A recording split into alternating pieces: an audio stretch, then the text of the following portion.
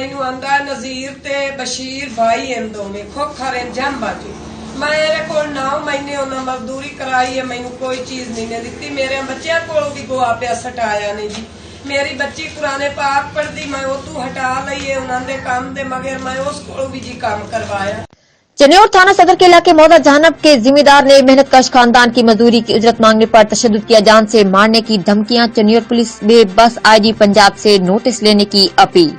थाना सदर के इलाके मौजा जहानब के जिम्मेदार ने उजरत मांगने पर मेहनतकश खानदान को गाली गलोच, पूरे खानदान को जलील किया और जान से मारने की धमकियां। चनियोर पुलिस भी इंसाफ दिलाने में मुकम्मल तौर पर नाकाम।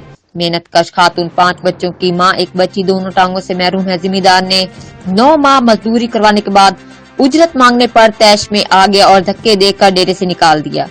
अहले इलाके के सामने गाली गलोच की। पुलिस मुलाजमीन खातून को केस वापस लेने की धमकियां। मुतासरा खातून का आईजी पंजाब को नोटिस लेने का मुतालबा।